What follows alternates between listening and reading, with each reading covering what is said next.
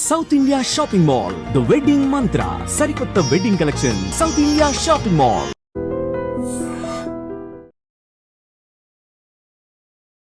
నమస్కారం, welcome to I dream. ధర్మ మార్గం విత్ విజిత కార్యక్రమానికి స్వాగతం.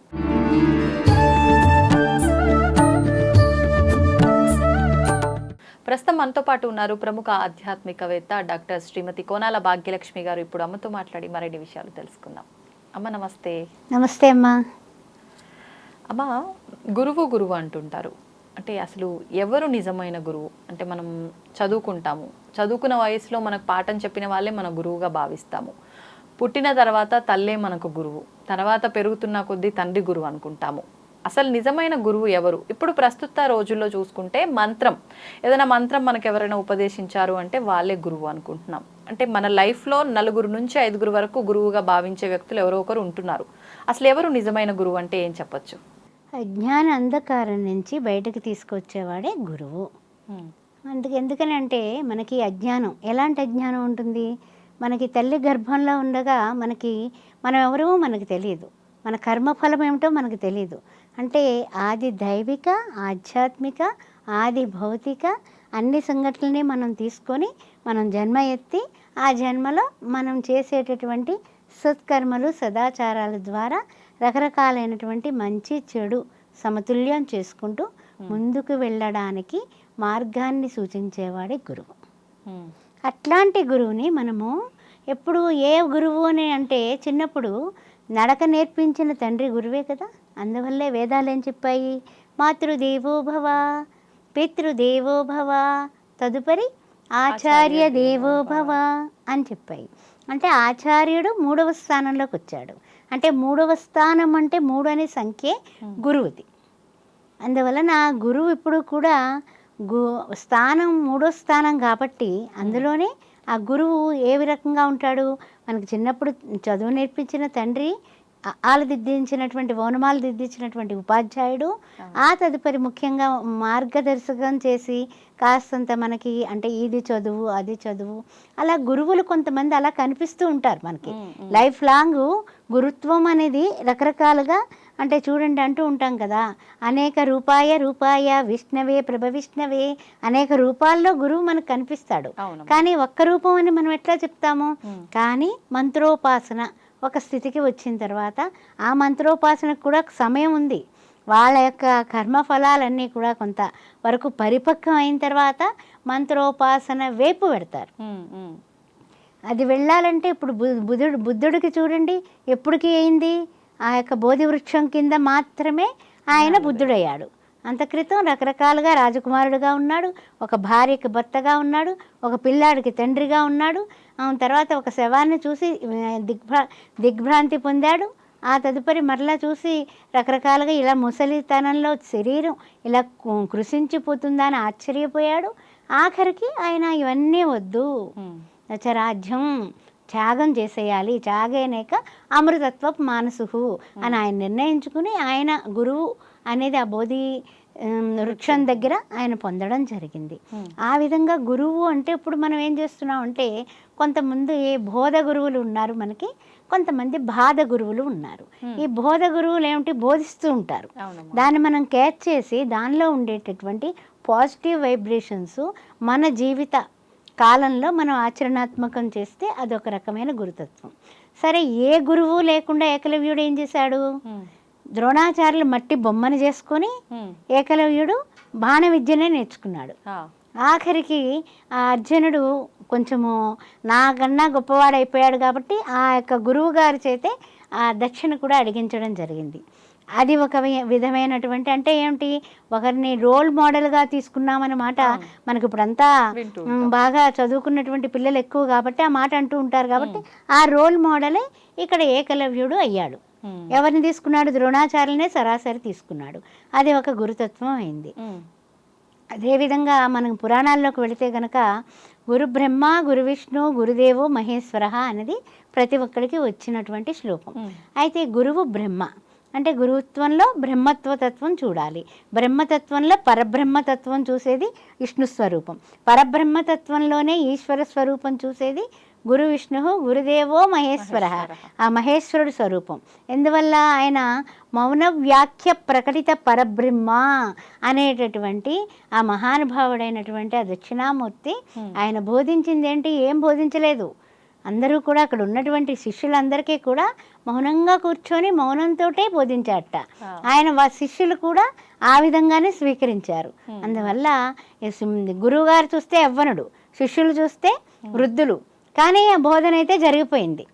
అందువలన గురుత్వం అనేది హృదయానికి సంబంధించింది, ఆత్మకు సంబంధించింది, భౌతికమైంది కాదు, వయస్సుకి కాదు, మనకి యొక్క శారీరక మానసిక పరిస్థితులు, ఆ తర్వాత ఆధ్యాత్మిక స్థితిగతులు. గురుత్వము వలన గురువు దగ్గరికి వెళ్ళి మంత్రం అడగడం, మంత్రోపాసన చేయడం అనేది చేద్దాం అనుకోవడం అనేవాళ్ళు చాలామంది ఉన్నారు, కోకొల్లలుగా ఉన్నారు. దాన్ని 100% ఆచరణ అనే అర్చన ద్వారా ఆ గురు మంత్రోపదేశాన్ని 100% నువ్వు పాటిస్తేనే నువ్వు మంత్రం తీసుకో. మననాత్ త్రాయతే మంత్ర అంటారు. అంటే మననం చేసుకునేదే మంత్రము.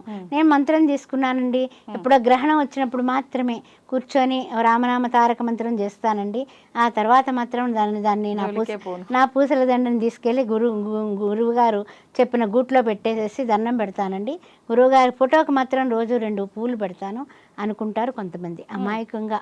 ఏంటంటే అది తప్పులేదు. వాళ్ళకి ఏంటంటే అవును గ్రహణ సమయంలో మంత్రం పోతుందట, మంత్రం ఉపాసన తీసుకున్నాను కదా, అయ్యో నాకేమైపోతుందో, గురువుగారికి ఏమైపోతుందో అనే ఆపద్బంధువులు లాగా ఫీల్ అయ్యి ఆ విధంగా చేసుకునేవాళ్ళు కొంతమంది ఉంటారు. కొంతమంది కాదు నిత్యము కూడా మనమైతే ఏదైతే సత్కర్మలు ఆచరిస్తున్నామో, నిత్య పూజా విధానం ఎలా ఉందో అలా గురు మంత్రోపదేశం వలన మనము ఆధ్యాత్మికంగా మనం అభివృద్ధి చెందుతున్నాం. కాబట్టి మనము ఏ విధంగా వృద్ధిలోకి రావాలి అంటే గురుమంత్ర ఉపదేశం తప్పనిసరిగా ఆ రోజు కూడా ప్రాతస్మరామి, అలాగే మధ్యాహ్నం కుదిరితే మధ్యాహ్నం, సాయం సంధ్యవేళ కుదిరితే సాయం సంధ్యవేళ చక్కగా కాళ్ళు చేతులు కడుక్కొని స్నానం చేసుకొని, కాళ్ళు చేతులు సాయంత్రం అట్లయితే కాళ్ళు చేతులు కడుక్కొని కూర్చొని ప్రశాంతంగా నీ మనస్సుని అటు ఇటు వెళ్ళడానికి కట్టివేయి, తాడుతో గట్టిగా కట్టివేయి, అది కోతి లాంటిది అంతే. అందుకని మైండ్ ఈజ్ మంకీ అన్నారు. ఆ మంకీని నువ్వు ఎప్పుడైతే కట్టేశావో ఆ గురువు ఉపదేశించిన మంత్రాన్ని నువ్వు ఎప్పుడైతే నువ్వు పలుమారు అంటే ఎలా ఉండాలంటే మన నాలుక మీద ఆ మంత్రం నాట్యం ఆడుతూ ఉండాలి. అది ఇప్పుడు అప్పుడు అనేం కాదు. ఇప్పుడు మీతో నేను మాట్లాడుతూ ఉన్నాను, నా గురువుగారు ఇచ్చినటువంటి మంత్రం నా దగ్గర ఉంది, అది నా మనస్సులో అయిపోతుంది, వెళ్ళిపోతుంది. అది ఓం భూర్భస్వాహం తత్సవితుర్వరేణ్యం వర్గో దేవస్య ధీమహి ధియో యో న ప్రచోదయాత్ అనే గాయత్రి మంత్రం అయ్యుండొచ్చు, ఓం శ్రీరామ జయరామ జయ జయ రామ అయ్యుండొచ్చు, ఇంకా వేరే రకరకాలైనటువంటి మంత్రాలు అయ్యుండొచ్చు. కానీ అది హృదయంలో అంతరాళంలో ధ్వనించేదే మంత్రం. మననం ఇప్పుడు బయటికి చెప్తే ఆ మంత్రానికి అంటే అలా కాదమ్మా, 3 రకాల రకంగా ఉంటుంటుంది. పైకి చెప్పేస్తారు కొంతమంది నోట్లో అనుకుంటూ ఉంటారు, పెదవులు కొరుక్కుంటూ. అదే విధంగా లోపల అసలు ఎవరికీ వినపడకుండా అనుకుంటారు. 3 రకంగా మంత్రోపాసన చేయొచ్చు. జపంలో 3 రకాల భావాలు, ఈ 3 రకాల మంత్రోపాసనలో కూడా సేమే ఉన్నాయి. అయితే ఏంటంటే మనం ఎప్పుడైతే హృదయస్థం చేస్తామో, కంఠస్థం కాదు హృదయస్థం చేస్తామో, ఆ మంత్రంలో మనం సక్సెస్ 100% ఉంటుంది.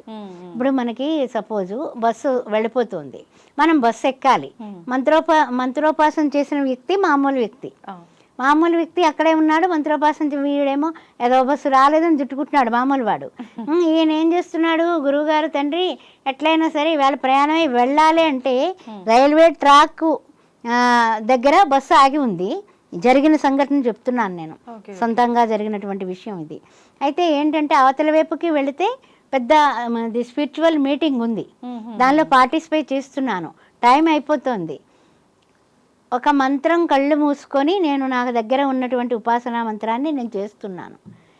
వేసేసిన గేటు తీయడం, బస్సు ముందుకు వెళ్ళడం, మా బస్సు తర్వాత వేయడం జరిగిందమ్మా. మంత్రానికి అంతటి ఉంది ఉపాసనకి. నిజంగా ఎవరు కూడా మిరాకిల్ అంటే ఎంత మిరాకిల్ సొంతంగా మనం చూసినటువంటిది మీ లైఫ్ లో నా లైఫ్లో జరిగింది. Okay okay. ఒక ట్రైన్ గోదావరి ఎక్స్ప్రెస్ ఎక్కి వెళ్ళాలి, రిజర్వేషన్ ఉందనుకుని ఎక్కితే ఆ రిజర్వేషన్ది క్యాన్సిల్ అయ్యి ఆర్సీలో కూడా లేదన్నారు. ఎట్లాగా ఏంటి అంటే కనుక నేను ఏదైతే కూర్చున్నానో 36వ నెంబర్ సీటు అదే సీటు రాసిచ్చాడు టీసీ. ఎక్కడ ఉంది అది? నేను చేసేటటువంటి గాయత్రి మాతలో ఉంది. అందువల్ల మననాత్ త్రాయితే మంత్రశక్తి అనేది ఇవాళే కాదు ఎప్పటికీ ఉంది, అది ఎప్పటికీ పోదు కూడా. అందుకే అంటూ ఉంటారు కదా, మంత్రాలకి చింతకాయలు రాలుతాయా? చింతకాయలు రాలినా రాలకపోయినా మన సంకల్పాలు నెరవేరుతాయి. అందుకే మానవ జన్మే చాలా చాలా పవిత్రమైన జన్మ, మంచి జన్మ, అద్భుతమైన జన్మ. చక్కగా నవ్వగలుగుతున్నాము. మన నోటి ద్వారా మన మనసులో ఉన్నటువంటి భావాలన్నింటినీ కూడా ఎదుట వాళ్ళకి ఇన్ఫర్మేషన్ని మనం కన్ఫర్మ్గా మనం ట్రాన్స్ఫర్ చేస్తున్నాం. మరి అలాంటప్పుడు మరి మానవ జన్మలో ఉన్నటువంటి ఉత్తమోత్తమైనటువంటి ఈ మంత్రాలు మనం ఎందుకు ఉపయోగించుకోకూడదు? ఎక్కడికో పెడతాను, చండీ హోమం జరుగుతూ ఉంటుంది ప్రతి నెల 2 సార్లు నేను చేయించుకుంటూ ఉంటాను. అది అక్కడ కూర్చొని చక్కగా తీసుకుంటాను. ఒక్కొక్కసారి మాల పట్టుకెడతాను, ఒక్కోసారి మర్చిపోవచ్చు. కనుపులు లెక్క పెట్టేసుకుంటూ ఉంటాను అనమాట. హిరణ్యవర్ణాం హరిణిం సువర్ణరథసృజాం చంద్రాం హిరణ్మయీం లక్ష్మీం జాతవేదో మమావస్ అలా వెళ్ళిపోతూ ఉంటుంది అంతే. అది ఆగేటటువంటి విషయం కాదు, ఇలా ఇలా ఇలా ఇలా వెళ్ళిపోతూ ఉంటుంది. ఓకే ఓకే అమ్మాయి అనుకుంటాను, ఒకసారి మర్చిపోతాను, పర్వాలేదు, లెక్క పెట్టుకుపోయినా పర్వాలేదు, చేసుకుంటున్నానా లేదా అది కావాలి, అంతే అంతే. అలాగా మనకి తెలియకుండా కామిత ఫలాలే కాదండి, మనలో ఉండేటటువంటి అనారోగ్య పరిస్థితులు, కంప్లీట్ నాడీ మండల వ్యవస్థని 100% ఉన్నటువంటి కాలుష్యాలని తీసివేసి మళ్ళీ మనల్ని నిలబెట్టేస్తుంది మంత్రం. ఆ సంకల్పం మనకు ఉండాలి.